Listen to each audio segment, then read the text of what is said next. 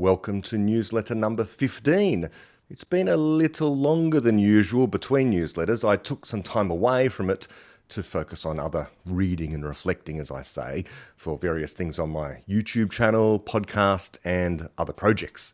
In personal news, my parents' 50th wedding anniversary approaches in a couple of months, and so I am organising the deserved celebration for that. Deserved, I say, as if any statistic is broadly known to people. It is the unfortunate statistics on long-term relationships. So a party is called for and in the planning. That personal news aside, professional projects continue apace alongside, and I am back to this part of my content creation on Substack. And today my theme is hyperbole, exaggeration, in some cases perhaps outright lies or misrepresentation.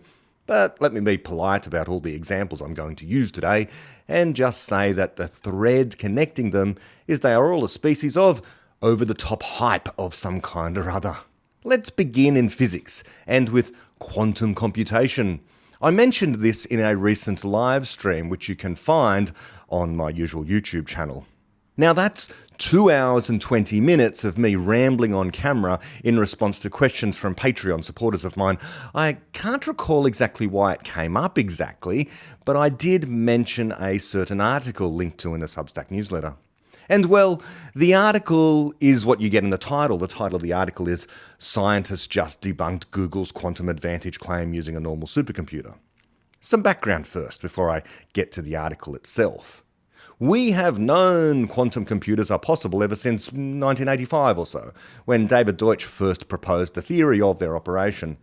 Ever since, we have been in roughly the same position as we were when Alan Turing first created the theory of classical computation, which was in 1936, and some years later when the first working versions of classical electronic computers were created. Now, the story of the history of computing is not exactly a straight line of theory through to practice or planning through to implementation. By some accounts, in about 1833, Charles Babbage had a calculator of sorts, a mechanical device that could do a lot with numbers, and he had in the works a device, the analytical engine, which in around 1837 he had the plans that, once again, although it was a mechanical rather than electrical device, it could, in theory, with some clever use of punched cards, it could have, mind you, if it had been built, it could have been what we call Turing complete. In other words, it would have been capable of calculating or computing anything that any other device capable of computing could have, so long as you had enough punched cards and time to wind the thing up. One of the first actual electronic computers was, of course, commissioned by the British military intelligence services, as far as I understand, during the Second World War to crack the Nazi code machine, Enigma. That device was called Bomb, pronounced bomb, if I understand the phonetic spelling correctly. Now, the bomb was an electromechanical device, which means you're getting the speed up possible using electricity. And soon after that followed famously things like the Z3, which in 1941 was the first fully automated Turing-complete digital electromechanical computer. And less than a year later there came the Atanasoff-Berry computer, the ABC, which was no longer mechanical at all, fully electrical with vacuum tubes, and then Colossus, not Turing-complete until in 1945 the US Army built ENIAC, the Turing-complete, fully digital electronic computer with thermionic valves, vacuum tubes. Okay, so we're not quite there yet with quantum computers. Our Alan Turing, David Deutsch, has shown they're in theory possible, so what do we say? If the laws of physics permit it, it can be done, given the right knowledge. But we don't have that yet. The engineering difficulties, it would seem, are rather steeper than with classical computers. But when we have a fully universal, fully capable quantum computer, it will be a game changer, and we should expect things to change pretty swiftly after that. There are lots of problems that could use the inherent speed up in processing power we would get from even a modest quantum computer of a few hundred bits.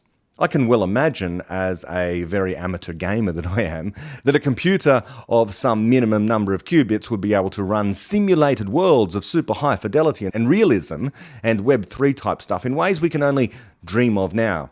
Think super sharp beyond photorealism and frame rates so fast no one will even bother quoting them anymore in virtual worlds of stupendous complexity and near infinite size, where one could go up to a virtual tree and pick up its fallen virtual leaves and take out a virtual microscope and inspect it for virtual microscopic creatures whose cells you could even see. Of course, the hard part there might be someone would need to program all of that and write the code for it, but actually, it already seems as though we're getting to natural language programming languages and so forth, where, well, you could just feed it exactly that set of instructions I kind of already gave.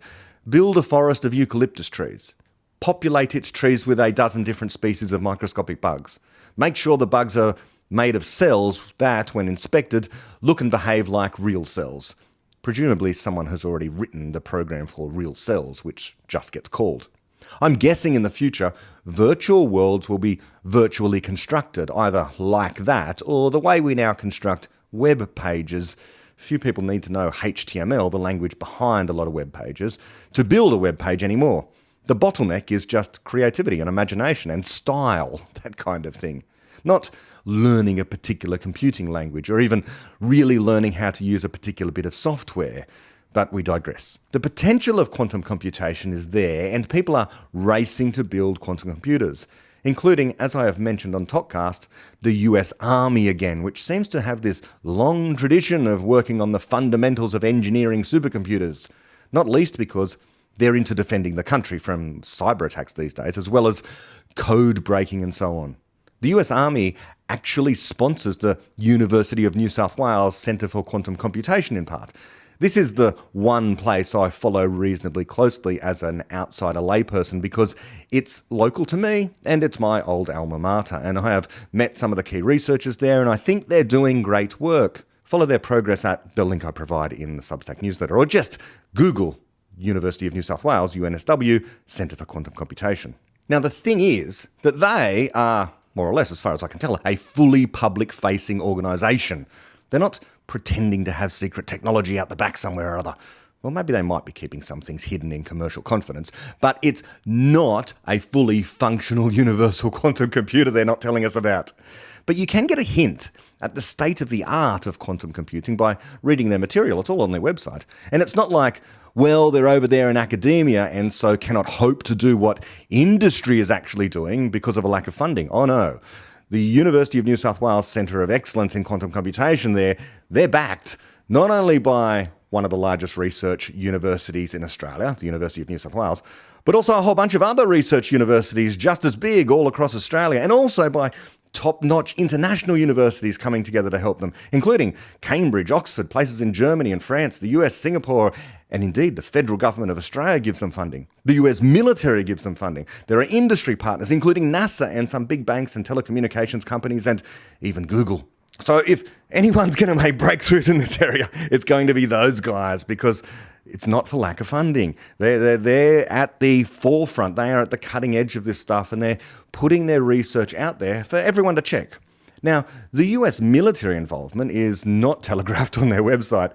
It could, in fact, be a bit of a secret, but I was never told when I was told they were involved that it was a secret. So unless camouflage troops or men in black come to my door, I don't think I'm speaking out of turn here.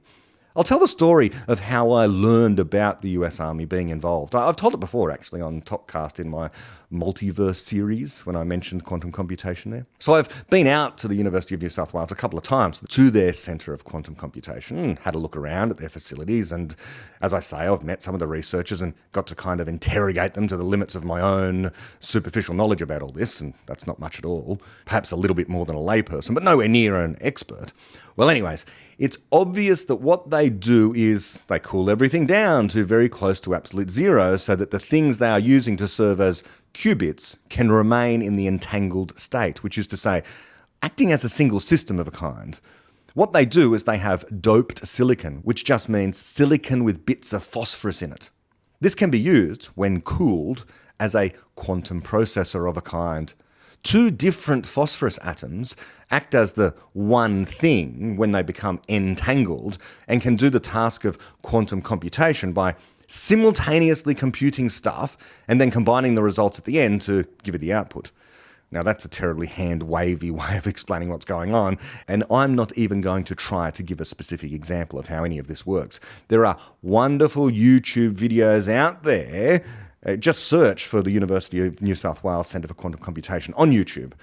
I linked to one with Derek Mueller, who I say is the world's best physics communicator we have right now. And he's there interviewing people from the University of New South Wales about their research. So there's some really good stuff there on YouTube about the model of quantum computation, the physical hardware stuff that the University of New South Wales is engaged in trying to build. Anyways, the thing about what they are doing, some of what they are doing, in fact, they're doing a lot, both on the hardware and the software side of things, is to try and get that physical stuff, the quantum processor, to at least show proof of concept.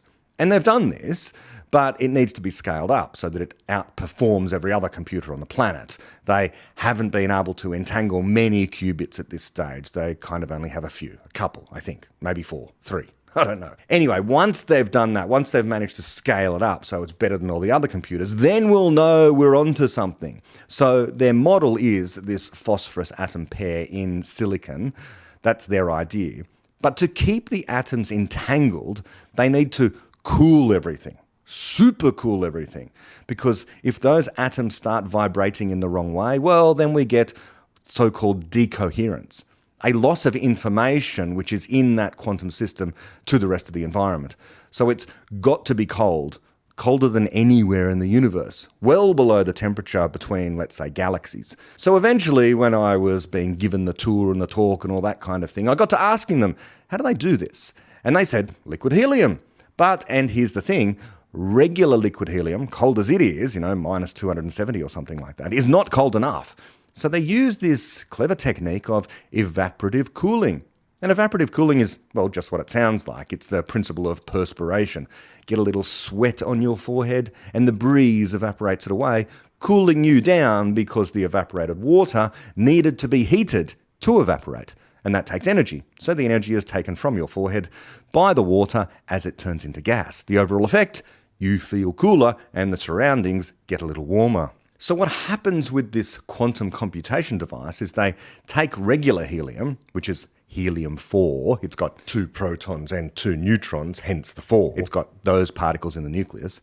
And then they mix in with this helium, this liquid helium, a higher than normal ratio of helium-3. So they've got a solution of helium-4 and helium-3. Helium-3's only got 1 neutron, so it's lighter. And because it's lighter, it evaporates more rapidly away from the helium-4. So it will effectively evaporate away from that mixture, the solution of helium-4 and helium-3, and it'll take with it energy.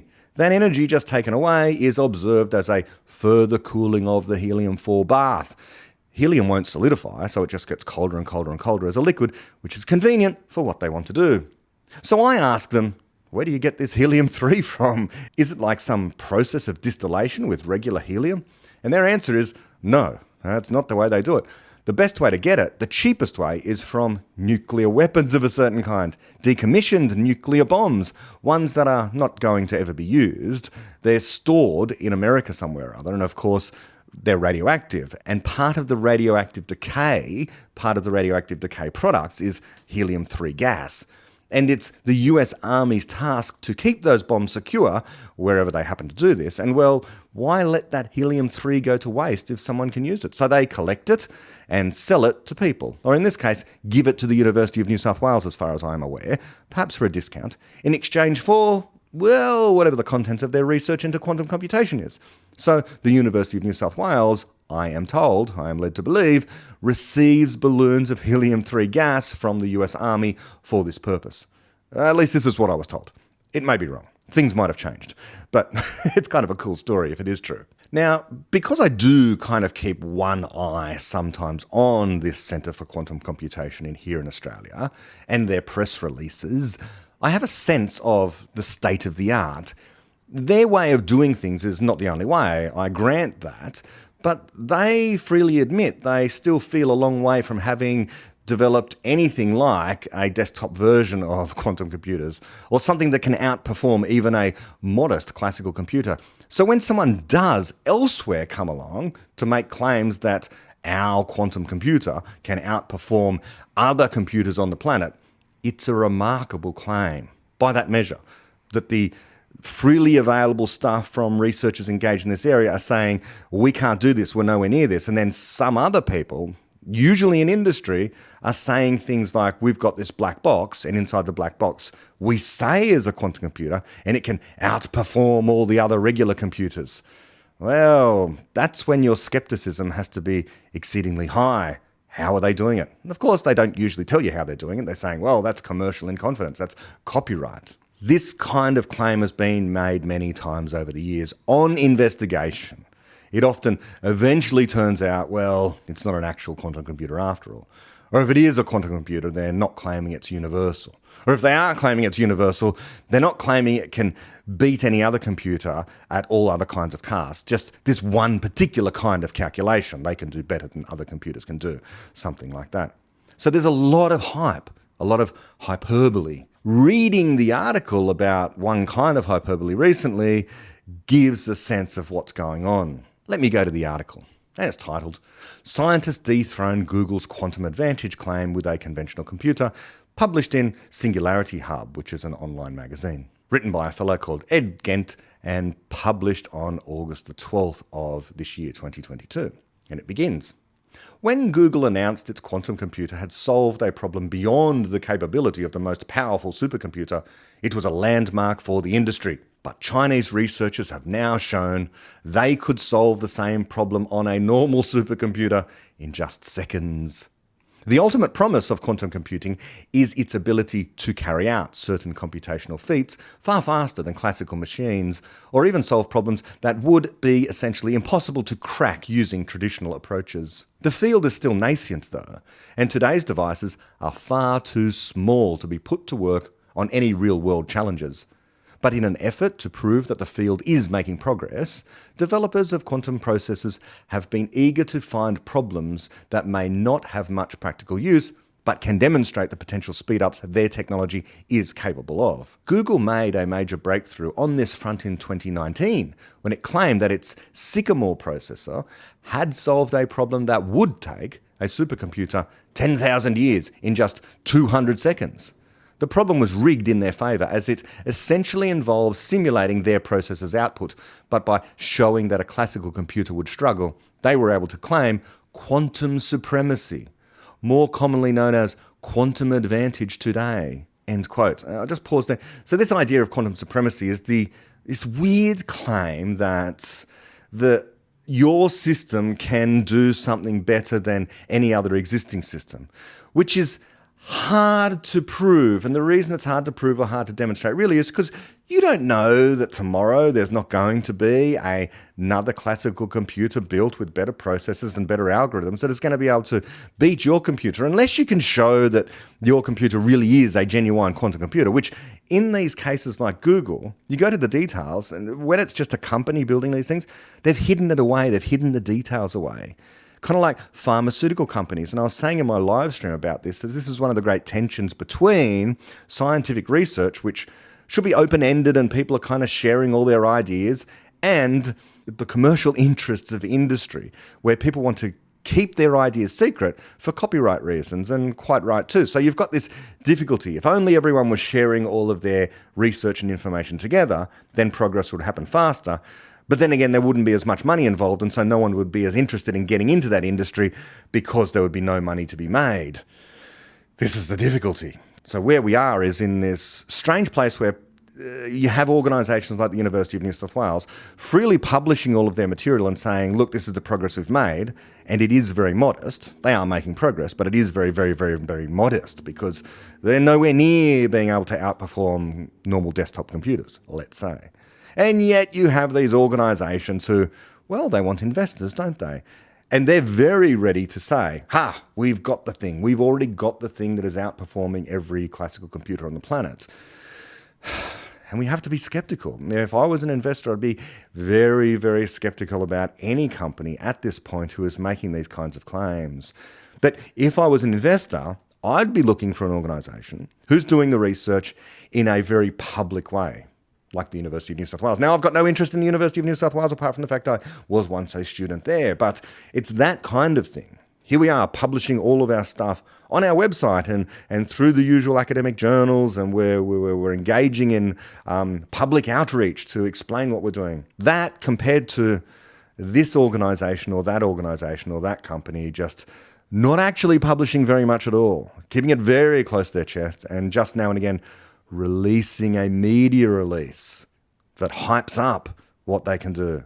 Misleading in some ways. Let's keep going with this particular article. So I've just said how this Google so-called quantum computer, this so-called Sycamore processor, Google claimed they had managed to perform a computation in just 200 seconds that would have taken some other supercomputer 10,000 years. And that's called quantum supremacy. Moving on, the article says, quote, "But now researchers in China have cracked the same problem in just 15 hours using some clever algorithmic design and a moderately large computer. According to their calculations, it would only take a few dozen seconds if they had access to full-size supercomputers. The challenge Google had set was to simulate its processor, acting more or less as a random number generator. The only difference was that they repeated the algorithm millions of times, and due to the nature of the algorithm, a certain pattern should emerge in the random numbers being spat out. Simulating this on a classical computer should quickly get difficult as the size of the processor increases, because the amount of information encoded increases exponentially with each extra qubit. Using conventional approaches to solve this problem, Google predicted it would take 10,000 years to simulate its 53-qubit processor," end quote. Okay, so they're saying they've got a 53-qubit processor. My understanding at the University of New South Wales is perhaps they've got a 4-qubit processor. Now, Google doesn't release its plans. It doesn't tell you exactly what the architecture is. Tell us what their physical plans are. Tell us what they don't. Okay, they're a company. They want to keep it to themselves. They might not be lying. They might not be engaged in hyperbole. But if all we've got to go on is stuff like this, where they're saying they've managed to do this calculation, and here's the result of doing this calculation, then some other group comes along and says, well, no, we can do it much faster than what you claimed a classical computer would be able to do this. In fact, we can show mathematically that if only we had access to an even bigger supercomputer, we could do it faster than you can. So that seems a little dubious, doesn't it? Let's keep going. Quote, "The team from the Institute of Theoretical Physics at the Chinese Academy of Sciences got around this by reworking the underlying mathematics used to solve the problem. They represented the processor as a 3D network of mathematical objects called tensors that represent the logic gates between the 53 qubits. This network was repeated over 20 layers, designed to represent the 20 cycles the quantum algorithm runs through before the processor's output is read. The advantage of using tensors is that GPUs, the chips that have powered the deep learning revolution, are able to process them very quickly in parallel.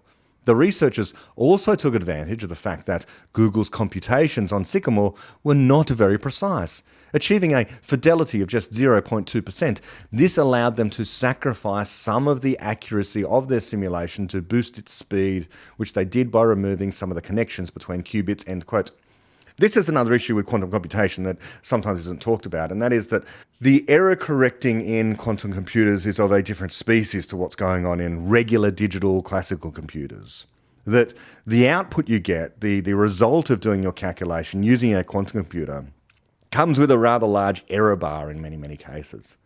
They're saying there that the Sycamore processor, this 53-qubit thing, is only achieving an accuracy or a fidelity of 0.2%. That seems more believable, doesn't it? When you're quoting really, really low numbers like that, then I believe you. I believe that you're not being very successful. It's when they say they're being exceedingly successful, way more successful than anyone else, that then my ears prick up and think, really? Okay, let's keep on going. And the article says, quote, "The result was that they managed to simulate the output of the Sycamore processor to a fidelity of 0.37% in just 15 hours on 512 GPUs, considerably less processing power than most leading supercomputers. A paper outlining the results is currently in press at Physical Review Letters, but a non-peer-reviewed preprint was released last November, and all these links are in the original article, which is linked to in my Substack newsletter. While the result does somewhat burst Google's quantum supremacy bubble, in an email to Science, the company pointed out that it had predicted classical algorithms would improve in its 2019 paper. But they add that they don't think they'll be able to keep pace with the exponential increases in performance of quantum computers for long. It's not the only quantum supremacy experiment to be undone. In 2020, a Chinese team claimed that a problem their quantum computer could solve in 200 seconds would take a supercomputer 2.5 billion years. But in January, researchers showed it would actually only take 73 days. It's quite a difference, isn't it? Okay, just reading the end of this article. Quote, while this doesn't negate the progress being made in the field, a growing chorus of researchers say pitting quantum and classical machines against each other on these kinds of abstract computational problems doesn't really give a clear sense of where the technology is at. The real test, they say, will be when quantum computers are able to solve real-world problems faster and more efficiently than classical ones. And that seems like it may still be some way off, end quote. Great, perfect. I love the way that article ends. Yes, so they have these esoteric mathematical computations they're doing using these algorithms. The algorithms could be improved. Algorithms are just kind of software, and so it takes smart people to come up with better and better algorithms. As to whether or not they're quantum algorithms or not is another matter. But the issue is, exactly as they say at the end there, the real-world test is solving real-world problems, not strange abstract problems that people have difficulty understanding. Okay, so that's hyperbole in technology. And it's an interesting clear-cut case of where companies are coming out and spruiking their wares, saying how wonderful these things are, only for it to all turn out to be exceeded in power by your regular desktop computer. Let's move on to a different kind of hyperbole. A hyperbole in politics. Nobody can do it like me. Nobody. Nobody can do it like me. Honestly. Nobody's stronger than me. Nobody has better toys than I do. There's nobody bigger or better at the military than I am. Nobody loves the Bible more than I do. Nobody builds walls better than me. Nobody's better to people with disabilities than me. Nobody's fighting for the veterans like I'm fighting for the veterans. There's nobody that's done so much for equality as I have. There's nobody more pro-Israel than I am. There's nobody more conservative than me. There is nobody that respects women more than I do. Nobody would be tougher on ISIS than Donald Trump. There's nobody's ever had crowds like Trump has had. There's nobody that understands the horror of nuclear better than me. And nobody even understands it but me. It's called devaluation. The sale of the uranium that nobody knows what it means. I know what it means. Nobody knows more about trade than me. Nobody knows the game better than I do. Nobody's in the history of this country has ever known so much about infrastructure as Donald Trump. I know the H-1B. I know the H-2B. Nobody knows it better than me. Nobody knows politicians better than I do. Nobody knows more about taxes than I do. Nobody knows more about debt than I do. Nobody knows the system better than me. So that's Trump. Trump being hyperbolic. It's ridiculous. The commander-in-chief of hyperbole. Now, history, as well as the very present, tells us of some dangerous leaders. And I am not just seeing that in Trump to the same degree. There's a lot of hyperbole around Trump. Trump himself speaks hyperbolically. And the talk around Trump is hyperbolic. His supporters are hyperbolic in their support of him, which is a worry. And his detractors are hyperbolic in their absolute disdain for the man. Now, certainly he's worse than some leaders we've had. He's absolutely worse than some leaders we could have. But not so much worse. I share the view that someone like Biden, for example, who does indeed seem cognitively impaired at times, he could be a danger. And it could be a danger insofar as, well, the bureaucratic apparatus are just able to cajole and coerce him in such a way he's perhaps not wielding the actual power of the presidency because he's just not all there. But I don't know. That's just the appearance that he appears to give off in the media. Now, Trump might be at the other extreme. Maybe he just ignores all the expert and bureaucratic advice. Some would see that as a vice. Some would see it as a virtue. But we do not know, seemingly, what exactly, if anything, he did during his time in power that was just so egregious and beyond the pale. But some people are saying that he was, and is, especially bad. So we've had some recent examples like this. I mean, Hunter Biden, at that point, Hunter Biden literally could have had the corpses of children in his basement. I would not have cared, right? It's like, there's nothing. First of all, it's Hunter Biden, right? It's not Joe Biden. But even if whatever scope of Joe Biden's corruption is, like if we could just go down that rabbit hole endlessly and understand that he's getting kickbacks from Hunter Biden's deals in Ukraine or wherever else, right? Or China, it is infinitesimal compared to the corruption we know Trump is involved in. And so that's hyperbolic. Unfortunately, I think Sam there is being a little over the top. It's an example of hyperbole, so he's exaggerating. I know for a fact, Sam does not literally think that. He knows what literally means. The man's compassionate and particularly motivated by the suffering of children. So he would admit that what he said there was over the top. He would care about the corpses of children, of course he would. He's making a hyperbolic point to try and get a point across. But this is my theme here, hyperbole, the use of hyperbole in public discourse. But then now today, the reaction to Sam's comments has been hyperbolic as well. And so I seriously considered when I was writing this up today, just deleting this entire section of my Substack, this section of the newsletter, because I don't want to add to the over-the-top reaction. So I'm not going to be over the top. I'm not going to be superlative about it. I'm not saying Sam is dangerous or anything like that. I am, however, saying those words were hyperbolic. And the rhetoric of Trump himself should be toned down. He's always hyperbolic, always exaggerating. And so too should the rhetoric in response to Trump be. It's the age of hyperbole. It's as if there are little spot fires that flare up in our discourse now and again, and rather too many of us are carrying around the equivalent of either massive magnifying glasses or parabolic mirrors. Now, the spot fires themselves might be a problem, no doubt. A problem, and in our Popperian framework, almost any activity in life we can engage in represents engaging with some problem or other. But some of these problems, some of them are like spot fires, irritations that, if left unchecked, could indeed get out of control. But what you do in these situations is, hopefully, provide some solution. The equivalent of water or the extinguisher. Instead, we have these megaphones, which are people with lots of reach, who really are like the parabolic mirrors and lenses, who can take the energy of that spot fire and focus it into something really incendiary, really dangerous. They're not helping to stamp it out. They're not helping to take the temperature down. They're using it in some way to direct whatever it is, the energy of whatever that problem is, onto their political enemies. We need to be more serious. I can absolutely agree Trump is not an ideal candidate. He's not ideal. That is true, and many would say it undersells things. Many would say he's unfit for office, but I don't buy that. The very institution that allows someone to run and win is simultaneously the same one that restricts his ability to do much damage.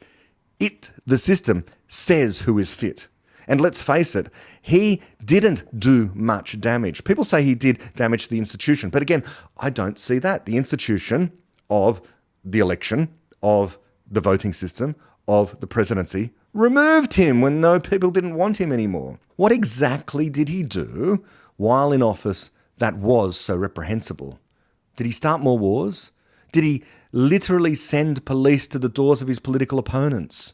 Did he seek to cancel welfare? Someone who has done a good job, more or less, of simply presenting what was said, for example, in the trigonometry interview with Sam, and also comparing what Sam said or claimed or insinuated, as many do, that Trump was a lawbreaker and so on, and actually what is known, which is to say what we've good explanations of, is a fellow called Mike on YouTube. Now, I don't know Mike aside from stumbling across his very small YouTube channel. It's a bigger YouTube channel than mine, but it's still well below 15,000 subscribers as of today. What Mike does is rather like what Libs of TikTok does on Twitter, Well, maybe he does a little more. Libs of TikTok does nothing more than simply repost what some people on TikTok have made in terms of videos and recordings of their own ideas. They are over there, the people on TikTok, creating content, speaking into a microphone and camera, and giving us their life philosophies and ideologies. And Libs of TikTok does nothing more than curate these videos and post them to Twitter. But for that account, that Twitter account, gets accused of, well, bias or prejudice or something like that, which is bizarre. These people on Twitter who make certain claims, and these people on TikTok who make certain claims, let's face it, claims about biology rather a lot of the time, things like biological males can give birth, or in some cases, which is more worrying, young biological males who might be a little bit confused or uncertain or afraid or whatever you want to call it, should have this confusion, uncertainty and fear treated via a surgical procedure. Namely, they should be physically altered with expensive, risky surgery because, well, in some cases it would appear their parents are applying some degree of psychological pressure, coercion, in the form of a political ideology. And they're seen to be virtuous in actually doing this. Now, it is true that, strictly, scientifically speaking, there do exist people born male who, in the extreme, might one day go on to give birth. But this does not mean that the claim, biological males can give birth, is some sort of scientific claim. It's rather like you have cases where a dog is unfortunately born with 3 legs. You don't then conclude on that basis, well, this edge case proves that dogs have 3 legs. No, dogs have 4 legs. That's it. Now, it is possible that a dog can have 3 legs, or 2, or 1, or none, or 5. Yes, but dogs have 4 legs. And then dogs, like any other living thing, can have variation due to mutation or something else. So too with people. But with people there is even greater variety still. But this does not change the fact mothers give birth. Fathers do not. That's that. But there is an ideology out there that would have it that every child simply comes to believe there should be no difference between mothers and fathers, and that the words are interchangeable, and so too is male and female, as if the last few millennia of learning on this topic has been refuted in the last 5 years or so of what amounts to a kind of minor but still mass political hysteria. We should help children, not confuse them. Children live not merely in a culture, but in a world. And though you might think that now in your city it is quite normal for women to be men and men to be women, and this should be celebrated, teaching a child that now and sending them into a world far broader than your narrow, somewhat misconceived, I would say, political doctrine of the moment is a kind of psychological abuse. It means that the child will eventually encounter reality in ways that will be extra uncomfortable for reasons that did not need to exist. There is already enough uncomfortable confusion out there for young people to navigate. Denying reality just makes this worse. And the reality is, males have XY chromosomes, have penises, testes, and produce sperm. Women have XX chromosomes, vaginas, ovaries, and produce ova. That's that. That's the truth. Learn that first, and then at some later point, if it ever comes up, learn the exceptions, the rare exceptions. They're not the rule. We don't begin with the exceptions and then try and get a rule out of that. No. We say, this is a dog. What's a dog? Well, it's an animal. How many legs does the dog have, Mummy? Well, that's great you asked, and I'm so proud of you for asking that question. A dog can have any number of legs at all. And ears? Any number of ears. Some dogs make noises like birds and some like cats, and a dog is a kind of, well, a thing that can be anything you want it to be. And Mummy, what's a man? A man is anything you want it to be. This way of talking does not help. It's not affirming. It's confusing. It's wrong. It's relativism. It's denying what we understand about reality. So that might all be a little bit off track. So let me go back to Mike and his YouTube channel, which is called Mike versus Everyone. And Mike curates, just like Libs of TikTok does, some examples of rather bizarre contemporary ideas. And my business is looking at interesting ideas and trying to analyze them in some way. Now, people have always had bizarre ideas. Some are good, and some help us make progress. I think it's important people be creative and experiment with difference, and I think that this is part of the explanation about what's going on with all of this stuff involving gender. But there comes a time for creativity to encounter criticism. And if you are putting your stuff out there on places like TikTok, you have to expect criticism. The encounter with reality, both social and physical. And this is important actually for children of today to understand. You live in a world of content creation, a world of ideas that's online, and where you produce, record, and say stuff. Yes, where you express your ideas, you should do that all online, but perhaps once you have carefully considered and criticized those ideas first internally, only then should you start publishing them out there. First, you should start talking about those ideas with people you care about and get some feedback before you start publishing stuff. Without doing this, well, you might end up on something like Libs of TikTok or perhaps Mike's channel.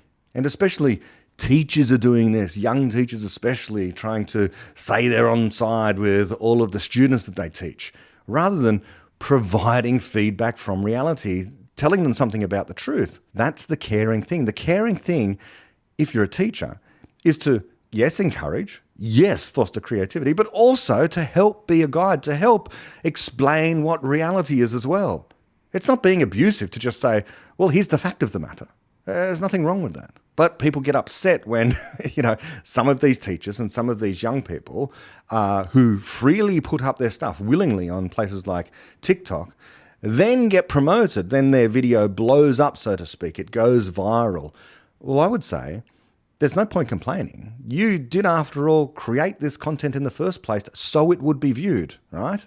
So now you have people watching it and commenting on it after you've taken the time, presumably, to plan it, record it, upload it, and promote it. So it's on you now that your video is out there for criticism. It's on me if anything of mine happens to get criticized, and it does. And young people in the world need to understand that. That's the world they're living in. That's my defense of things like Libs of TikTok and channels like Mike's. Go to the Substack Newsletter for a link to Mike's channel. Mike essentially just curates the videos and reacts. His reactions are laughing sometimes, eye rolls, little comments, and even some analysis. I don't always agree with his analysis, that's okay. In his reaction to Sam Harris on trigonometry, given I have been a fan of Sam's for years now, ever since actually the publication of The End of Faith, which takes us all the way back to 2004, because I've been a fan of Sam's for so long, I might not have gone as strong as Mike has in his criticism. But Mike says he wasn't really aware of Sam Harris before, so he's kind of hearing the way he's speaking for the first time, and so it must be jarring. Some half of the United States of America or so support Trump or supported Trump. Okay, so maybe it's less. Let's call it 40%. But that's 40% of what, 330 million people? Now, say only half of them vote, so it's usually actually considerably more than that, but let's say it's half of the 40%. That's 20%. So we've got 20% of people at least in the United States who we can say support Trump. I'm being super conservative now. So that's 20% of 330 million people. That's still 60 million people. 60 million people. And they seem to passionately support him as well. And Mike is one of those 60 million people. It is extremely important, if you are interested in politics, to understand why people vote the way they do, and dismissing people as deluded or stupid or some other derogatory word is not helping. Mike represents a certain voter. And well, just watch his videos. He's a nice guy with an interesting backstory, and he reveals that in various videos. It can be jarring to be told by intellectuals over and over again that your entire worldview is completely wrong and actually you're a bad person. You must be a bad person because you're voting for a guy who is worse than a guy who might be complicit in, well, dead baby corpses in basements. I mean, that's where this hyperbole is getting us. So watch Mike. He does more commentary in this particular video and more analysis than normal, but he is still letting people speak for themselves. He's not unfairly representing anyone. He's letting you, the viewer, make up your mind for the most part, and perhaps most importantly, you're getting to understand his opinion and the opinion of people like him who vote Trump. I'll just play a little bit of it. Even if whatever scope of Joe Biden's corruption is, like if we could just go down that rabbit hole endlessly and understand that he's getting kickbacks from Hunter Biden's deals in Ukraine or wherever else, right? Or China. It is infinitesimal compared to the corruption we know Trump is involved in. Now, if he wasn't in an echo chamber with these two guys interviewing him, they would have said, Okay, Sam, hold on. Step back a minute. What is the corruption Donald Trump's involved in? Or what are the lies? Or what are the crimes that Donald Trump is involved in? Because since the Mar-a-Lago raid, reporters have hit the streets to go to these anti-Trump rallies and talk to these people with Trump derangement syndrome to ask them specifically, what crimes did Donald Trump commit? What lies did Donald Trump tell? And you know what the answers they get are? Crickets! Is this unprecedented to arrest a former president for not turning in documents? A former president that had committed this many provable criminal acts. But what are the provable criminal acts, I guess? Provable criminal acts. Well, I'm done talking. Hold your crickets. They have nothing. They have nothing. All right, let's see what else Sam Harris has to say. It is infinitesimal compared to the corruption we know Trump is involved in. It's like a firefly to the sun, right? I mean, like there's just it doesn't even stack up against Trump University, right? Trump University as a story is worse than anything that could be in Hunter Biden's laptop, in my view, right? Well, all right. This guy clearly has not seen Hunter Biden's laptop. I don't know much about Trump University. What was it? A failed business venture where some people lost some money. I don't know much about it, so I can't really speak on it. This guy has definitely not seen Hunter Biden's laptop. The things that are in Hunter Biden's laptop, it really doesn't get any worse. I mean, I can't even say what's in it on here. I've seen a lot of things where I can't even say what's in it on here without having my YouTube channel nuked. So that should tell you something if you haven't seen it. I don't recommend you going looking either. I don't think Mike is being overly hyperbolic here, or even necessarily hyperbolic, period. I don't think he's an example of what I'm complaining about in terms of hyperbole in my article here today, in my podcast. He's not saying Sam is an existential threat, or a complete lunatic, or a dangerous liar, or anything like that. Now, I watched the entire interview with Sam, with the trigonometry guys, and I do think there has been a hyperbolic reaction to it from some of Sam's detractors. I think that is entirely unfair.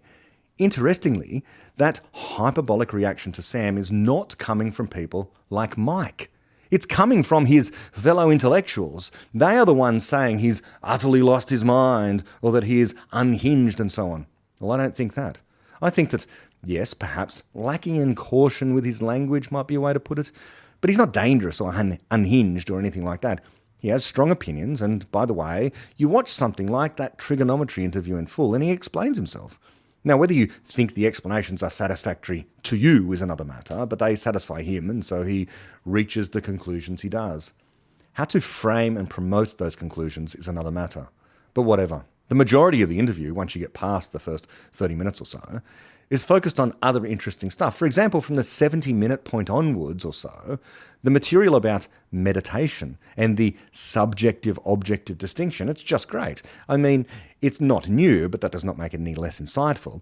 The idea that meditation can break the distinction between the feeling you have as a subject and the world as a set of objects means you can be relieved, if you need to be, of the stress associated with being a self-conscious person, or free of your worries and anxieties about how you seem to appear to others.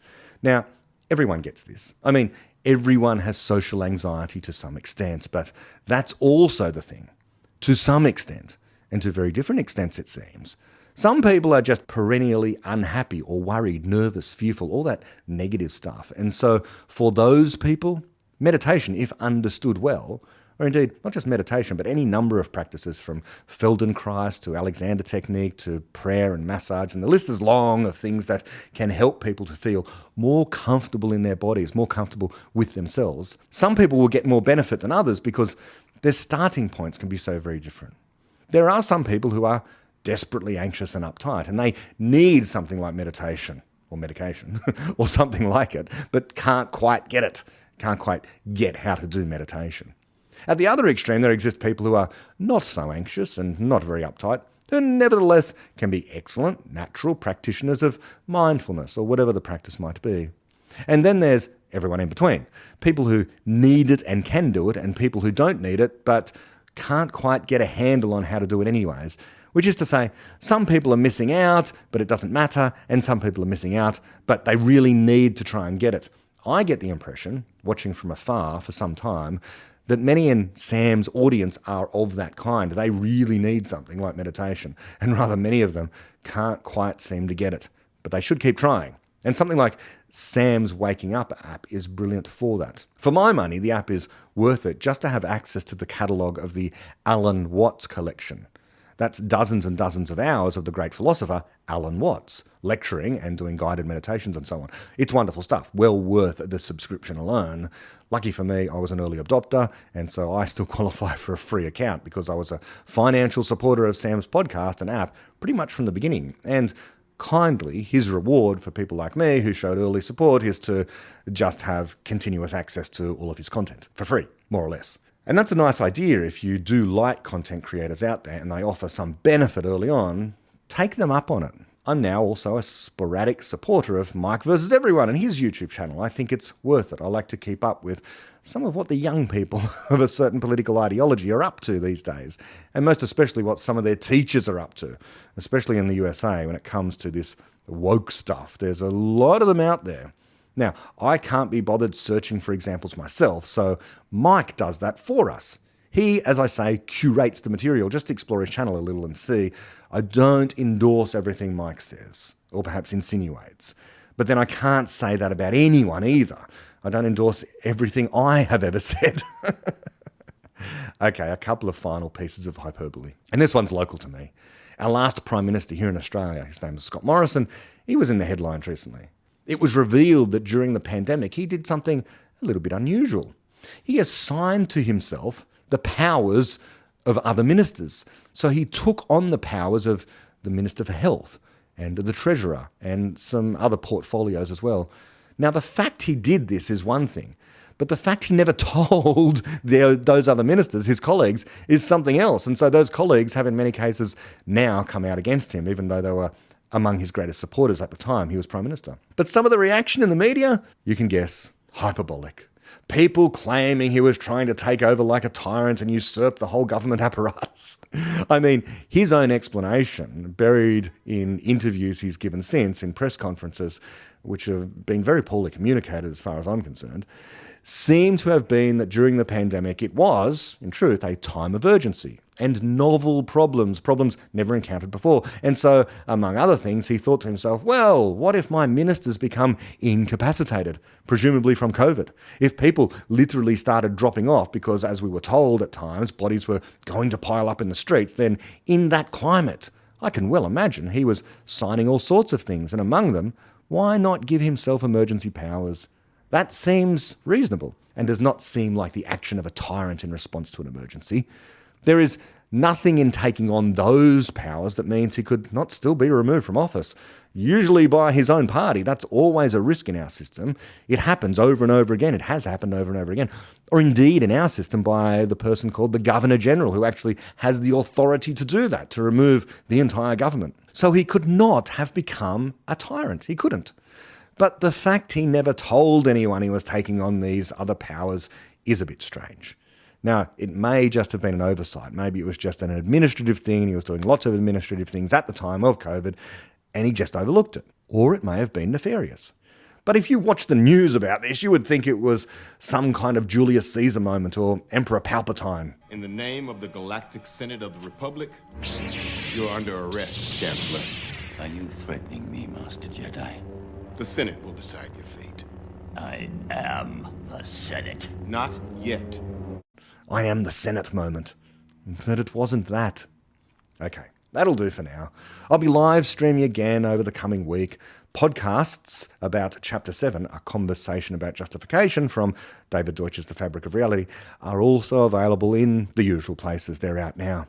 One of which is focused just recently on Popper's book Realism and the Aim of Science, a part of that book anyway, that is devoted to corroboration. And that's really for the epistemology diehards out there. Part 3 of that chapter should be out in the coming days. If you'd like to support me on Patreon or some other method, the links are right there at www.bretthall.org. Until next time, bye-bye.